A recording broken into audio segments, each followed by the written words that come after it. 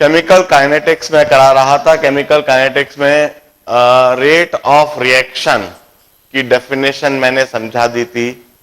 Factors governing rate of reaction, वह सारे factors मैंने बता दिए थे। 5 फैक्टर्स मैंने बताए थे: concentration, temperature, surface area, catalyst और अल्ट्रावायलेट रेडिएशन। यह 5 फैक्टर्स किसी भी रिएक्शन की रेट को इफेक्ट करते हैं, यह मैंने समझा दिया था। और मैं समझा चुका था effect of concentration. Effect of concentration के लिए अलग अलग रिएक्टेंट के रेस्पेक्ट में ऑर्डर ऑफ रिएक्शन, वह बता दिया था। और ऑर्डर ऑफ रिएक्शन को डिटरमाइन करने के लिए 3 methods, initial rate method, graphical method और इंटीग्रेटेड रेट लॉ मेथड, यह तीनों मेथड समझा दिए थे। इफेक्ट ऑफ कंसंट्रेशन पूरा कंप्लीट समझाने के बाद, now my next article is effect of temperature.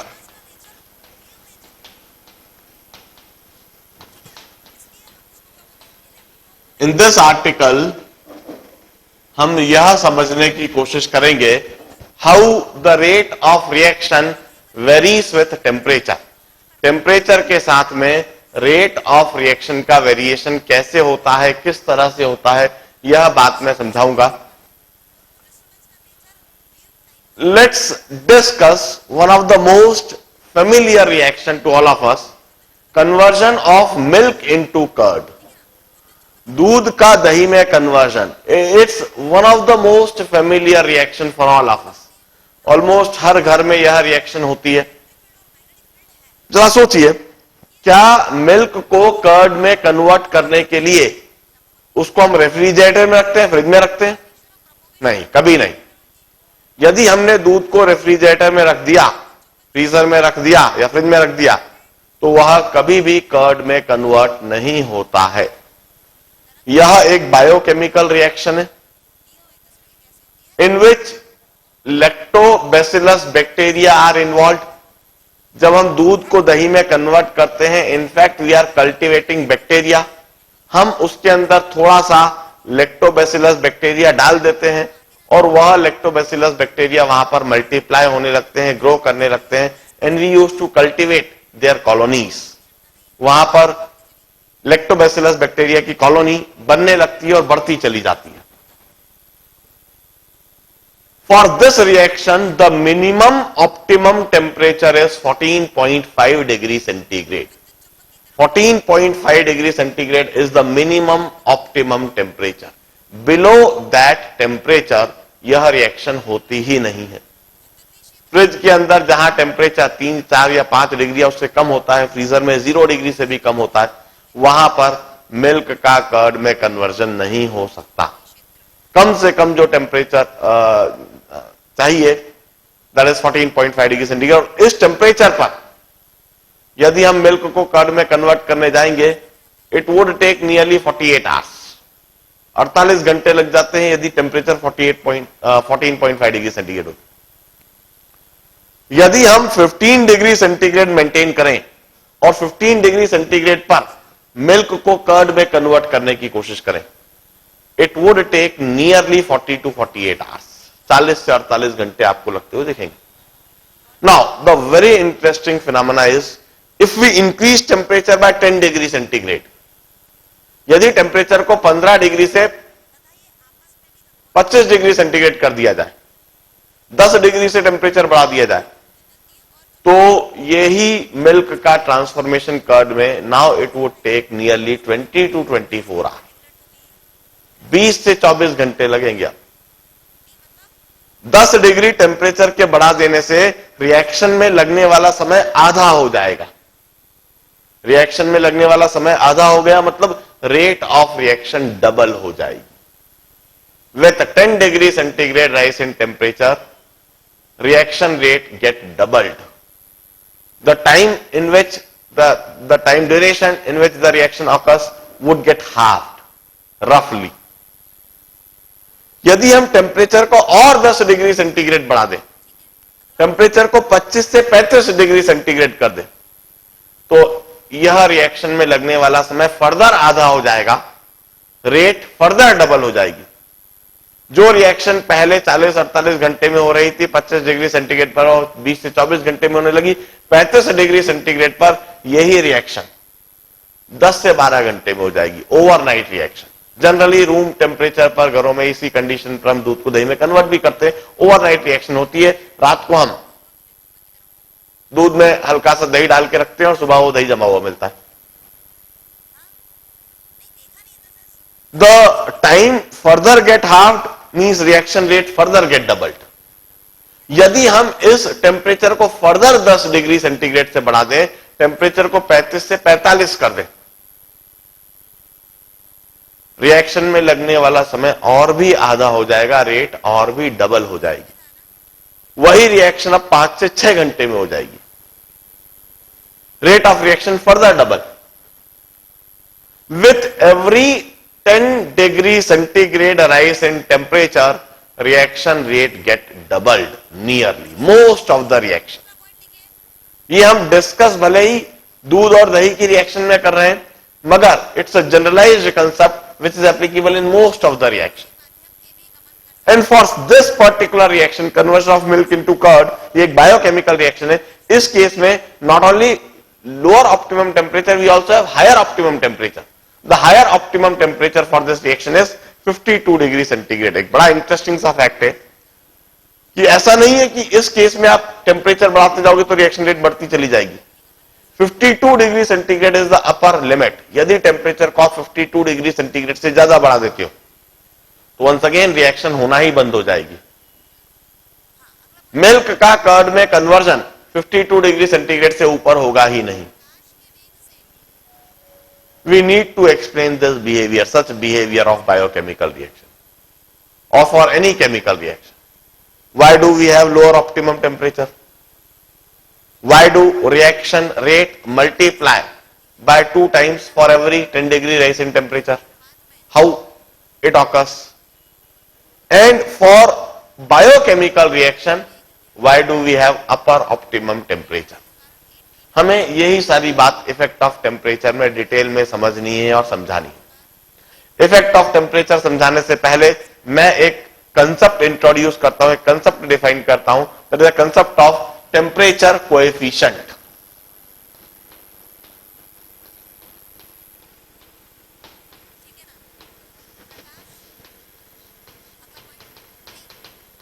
We used to conceptualize temperature coefficient. We used to denote it by alpha.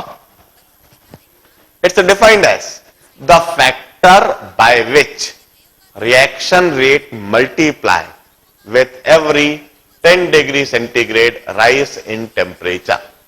10 degree centigrade temperature बढ़ा देने से रिएक्शन रेट जिस फैक्टर से multiply होगी, that is termed as temperature coefficient. The factor by which reaction rate multiply with every 10 degree centigrade rise in temperature. हर 10 degree centigrade temperature बढ़ा देने से जिस फैक्टर से रिएक्शन रेट मल्टीप्लाई होती है, it's expressed like this: rate at T plus 10 degree centigrade, rate at T plus 10 degree centigrade upon rate at T degree centigrade. This is rate at T degree centigrade and this is rate at T plus 10 degree centigrade. It gets multiplied by factor alpha. जैसा मैंने अभी अभी बताया है, alpha की value nearly 2 होती है, not exactly 2, nearly 2 के आसपास होती है। हर 10 डिग्री सेंटीग्रेड टेम्परेचर बढ़ाने से रिएक्शन रेट दुगनी होती है, लगभग दुगनी होती है। अल्फा की वैल्यू 1.7 से 2.3 के बीच में कुछ भी हो सकती है। 1.9 या 2.1 या 1.8 या 2.2 इस रेंज में कुछ अल्फा की वैल्यू हो सकती है। If at 25 degree centigrade rate of some reaction is R nought, यदि 25 डिग्री सेंटीग्रेड पर किसी रिएक्शन की रेट आर नॉट है तो 35 डिग्री सेंटीग्रेड पर रिएक्शन की रेट अल्फा टाइम्स मल्टीप्लाई हो जाएगी कोएफिशिएंट, टेम्परेचर कोएफिशिएंट से मल्टीप्लाई हो जाएगा। 10 डिग्री टेम्परेचर बढ़ाया, रिएक्शन रेट अल्फा टाइम्स हो गई, अल्फा आर नॉट। यदि हम 45 डिग्री सेंटीग्रेड टेम्परेचर कर दें, टेम्परेचर 10 डिग्री से और बढ़ा दे, यह रिएक्शन हो जाएगी alpha square R nought, further alpha से मल्टीप्लाई होगी। यदि हम टेम्परेचर को 55 डिग्री सेंटीग्रेड कर दें,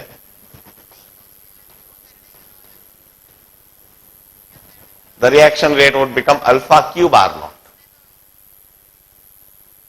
और यदि टेम्परेचर 30 डिग्री सेंटीग्रेड हो, 5 डिग्री सेंटीग्रेड से टेम्परेचर को बढ़ाए, then the reaction would be root alpha R naught.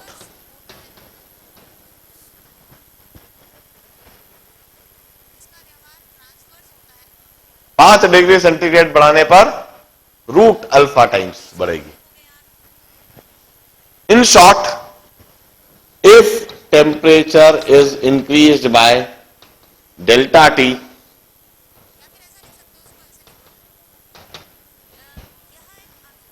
the reaction rate would multiply by alpha to the power delta t by 10.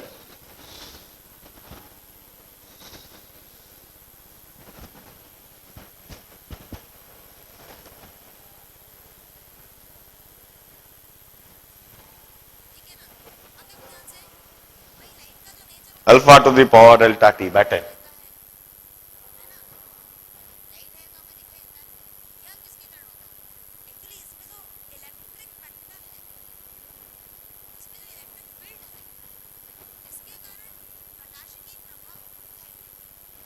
This is temperature coefficient with every 10 degree centigrade. Delta T की जगह 10 रख के देख लो तो alpha to the power 1 होगा। Delta T की जगह 20 रख के देख लो तो 20 बाय 2 अल्फा स्क्वायर हो जाएगा। डेल्टा टी की जगह 30 डिग्री सेंटीग्रेड रख के देख लो तो 30 बाय 10 अल्फा क्यूब हो जाएगा। और 5 डिग्री सेंटीग्रेड रख के देख लो तो 5 by 10 alpha to the power half हो जाएगा। This is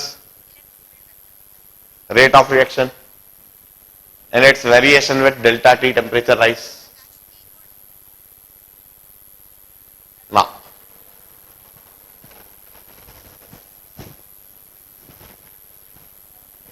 we need to explain this. यह तो टेम्परेचर के साथ रेट ऑफ रिएक्शन का वेरिएशन हुआ, हमें खास तो इस बात को समझाना है कि आखिर ऐसा क्यों होता है, क्यों टेम्परेचर के बढ़ाने से रेट ऑफ रिएक्शन इस तरह से बढ़ रही है, हमें यह बात समझानी है। इफेक्ट ऑफ टेम्परेचर को सबसे पहली बार एक्सप्लेन करने का प्रयास करा था अर्हेनियस ने।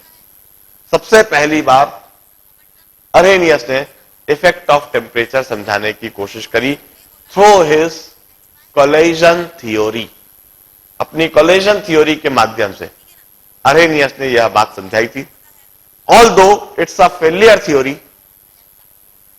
अर्हेनियस अपनी इस थ्योरी के माध्यम से सक्सेसफुली इफेक्ट ऑफ टेम्परेचर को एक्सप्लेन नहीं कर पाया था और यह थ्योरी फेल हो गई थी, मगर फिर भी इसी थ्योरी के माध्यम से, इसी थ्योरी का सहारा लेकर अर्हेनियस ने ही दोबारा एक नई थ्योरी दी और इस इफेक्ट ऑफ टेम्परेचर को एक्सप्लेन करा था through his effective collision theory. The successful theory is effective collision theory, वो भी अर्हेनियस ने ही दी थी। मगर उस सक्सेसफुल थ्योरी को समझने से पहले हम अर्हेनियस की पहली थ्योरी समझेंगे जो फेलियर रही और उसके फेल होने के कारण को समझेंगे, फिर हम सक्सेसफुल थ्योरी भी समझने की कोशिश करेंगे। The theory is collision theory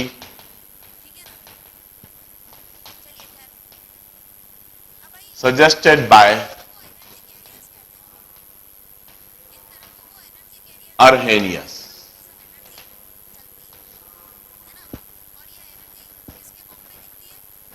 अब अर्हेनियस का कहना था any chemical reaction is a outcome of collision. any chemical reaction is the outcome of collision. Wherever collision occur, reaction also occur, and wherever collision does not occur, reaction does not occur. कोई सी भी chemical reaction सिर्फ और सिर्फ collision की ही वजह से होती है। जहां कहीं पर कोलिजन हो रहा है वहां रिएक्शन हो रही है, जहां कोलिजन नहीं हो रहा है वहां रिएक्शन नहीं हो रही है। या दूसरे शब्दों में कहें, रिएक्शन होने के लिए कोलिजन जरूरी है। रिएक्शन यदि कहीं पर नहीं हो रही है इसका मतलब वहां कोलिजन नहीं हो रहा। यह कोलिजन थ्योरी में अरेनियस का कहना था। अब अरेनियस ने कहा एट एनी टेम्परेचर, किसी भी टेम्परेचर पर यदि हम बात करें तो वहां रिएक्टेंट मॉलिक्यूल्स की कुछ ना कुछ काइनेटिक एनर्जी होती है। किसी भी टेम्परेचर पर रिएक्टेंट मॉलिक्यूल्स की कुछ ना कुछ काइनेटिक एनर्जी होगी और उस काइनेटिक एनर्जी की वजह से वहां पर रिएक्टेंट मॉलिक्यूल का रैंडम मोशन होगा। उस काइनेटिक एनर्जी की वजह से रिएक्टेंट मॉलिक्यूल का रैंडम मोशन होगा और उस रैंडम मोशन की वजह से वहां पर रिएक्टेंट मॉलिक्यूल्स में कोलिजन होगा और उस कोलिजन की वजह से वहां पर रिएक्शन होगी। किसी भी टेम्परेचर की हम बात करें तो किसी भी टेम्परेचर पर टेम्परेचर की वजह से काइनेटिक एनर्जी होती है। Kinetic energy is given by 3/2 kT। K is Boltzmann constant. T is temperature. This is kinetic energy of a gas molecule. Average kinetic energy is 3/2 RT of 1 mole of gas. We used to say temperature की वजह से reactant molecule के पास kinetic energy और kinetic energy की वजह से random motion हो, random motion करेंगे और रैंडम मोशन करेंगे तो आपस में टकराएंगे, कोलिजन होगा और कोलिजन होगा तो वहां पर रिएक्शन होगी। If we increase temperature, यदि हम टेम्परेचर इंक्रीज करते हैं तो टेम्परेचर के इंक्रीज करने से there would be increase in kinetic energy. यदि हमने टेम्परेचर इंक्रीज करा then there would be increase in kinetic energy. और यदि हम kinetic energy इंक्रीज हो गया then there would be increase in degree of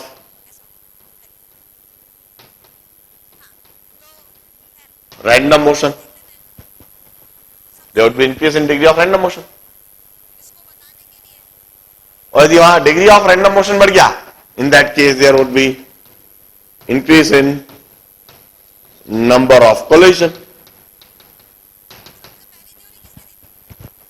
तो वहां नंबर ऑफ कोलिजन इंक्रीज होंगे और यदि वहां कोलिजन इंक्रीज हो गए in that case there would be increase in rate of reaction.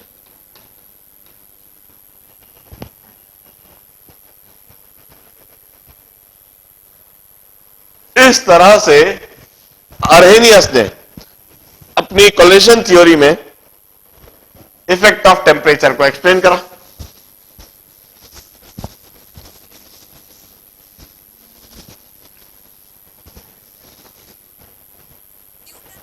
Everything seems to be perfect.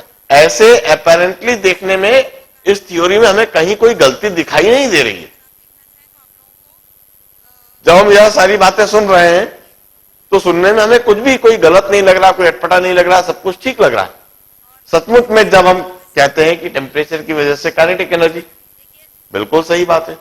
Kinetic energy की वजह से रैंडम मोशन, ये भी सही है। रैंडम मोशन होगा तो कोलिजन होगा, ये भी सही है। और कोलिजन होगा तो रिएक्शन होगी, ये भी सही है। गलत तो इधर कुछ भी नहीं है। फिर यदि हम ये देखें कि टेम्परेचर बढ़ाया जाए तो काइनेटिक एनर्जी बढ़ेगी, बिल्कुल सही। काइनेटिक एनर्जी बढ़ाया जाए तो डिग्री ऑफ रैंडम मोशन बढ़ेगा, ये भी सही। और डिग्री ऑफ रैंडम मोशन बढ़ा तो नंबर ऑफ कोलिजन इंक्रीज होंगे, यह भी सही। और नंबर ऑफ कोलिजन इंक्रीज हुए तो रेट ऑफ रिएक्शन भी इंक्रीज होगी। बिल्कुल सही। यहां तक हमें कहीं कोई गलती नहीं दिख रही है, मगर अब इसी चीज को हम थोड़ा स्टैटिस्टिकली देखें, स्टैटिस्टिकली इस बात को समझने की कोशिश करें। मान लीजिए हम किसी रिएक्शन को 300 केल्विन पर कराते हैं, टेम्परेचर 300 केल्विन रखते हैं। 300 केल्विन पर जो भी कुछ काइनेटिक एनर्जी है, इस टेम्परेचर पर जो भी कुछ रैंडम मोशन है, और उस रैंडम मोशन की वजह से जो भी नंबर ऑफ कोलिजन है, लेट्स नोट इट, 300 केल्विन पर over any time in any volume, मान लीजिए 1000 कोलिजन्स हो रहे हैं। 1000 कोलिजन्स किसी एक पर्टिकुलर स्पेस में, किसी पर्टिकुलर वॉल्यूम में, किसी पर्टिकुलर टाइम इंटरवल में हो रहे हैं, मान लीजिए एट 300 केल्विन। अब हम टेम्परेचर को 10 डिग्री सेंटीग्रेड से बढ़ा देते हैं।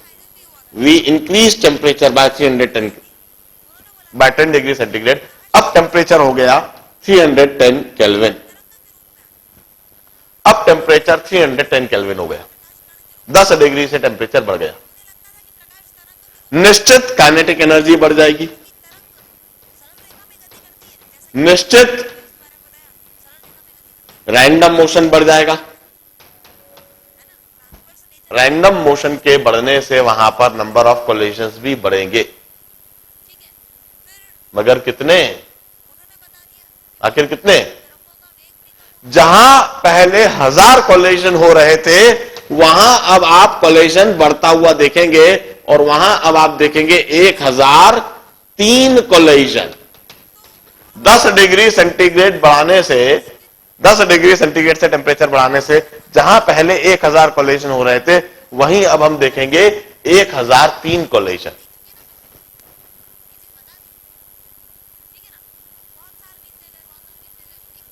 The percentage increase in collision is 0.3%. 1000 में से 3 कोलिजन बढ़ गए। अब जरा आप सोचिए, यदि सचमुच में सिर्फ कोलिजन ही रिएक्शन की वजह है, सिर्फ कोलिजन की वजह से रिएक्शन हो रही है, तो 10 डिग्री टेम्परेचर के बढ़ाने से 0.3% इंक्रीज इन कोलिजन हुआ है। तो 0.3% इंक्रीज इन कोलिजन से रिएक्शन रेट को कितना बढ़ना चाहिए? 0.3%। जितने कोलिजन बढ़े उतना ही रेट ऑफ रिएक्शन बढ़ना चाहिए। मगर क्या प्रैक्टिकली आप ऐसा ऑब्जर्व करते हो? प्रैक्टिकली तो हम यह ऑब्जर्व करते हैं कि 10 डिग्री टेम्परेचर के बढ़ाने से रिएक्शन रेट डबल हो जाती है। मतलब रिएक्शन रेट 100% से इंक्रीज हो जाती है। क्या यह बात इधर आप समझ पा रहे हो? 10 डिग्री टेम्परेचर के बढ़ाने से क्या नंबर ऑफ कोलिजन आपको डबल होते दिख रहे हैं? नहीं, नंबर ऑफ कोलिजन में सिर्फ 0.3% इंक्रीमेंट आता है 10 डिग्री टेम्परेचर के बढ़ाने से। आई मीन टू से, हमें अर्हेनियस थ्योरी से, कोलिजन थ्योरी से यह बात तो समझ में आ गई, with increasing temperature rate of reaction would increase. मगर हमें यह बात कभी भी समझ में नहीं आई है, how rate of reaction get doubled with every 10 degree centigrade rise in temperature. Collision theory failed to explain this temperature coefficient, doubling of rate of reaction with 10 degree centigrade rise in temperature। इस बात को explain करने में collision theory fail हो गई। That's why it's a failure theory। यह एक failure theory कहलाई। अर्हेनियस ने अपनी इस थ्योरी के फेलियर को एक्सेप्ट कर लिया, मान लिया। अरेनियस स्वयं ही इस बात को समझ गया कि इस थ्योरी से हम इस बात को समझा नहीं पा रहे। अरेनियस ने अपने इस फेलियर को समझने, मानने और जानने के बाद फर्दर इसी टॉपिक पर काम करना, रिसर्च करना जारी रखा और वह तब तक काम करता रहा जब तक कि उसको एक सक्सेसफुल थ्योरी नहीं मिल गई। अरेनियस ने ही इस बात को एक्सप्लेन करने के लिए अगली थ्योरी दी कुछ समय के बाद, that is successful theory. We call it effective collision theory. अपनी इस थ्योरी के लिए Arrhenius was awarded with Nobel prize.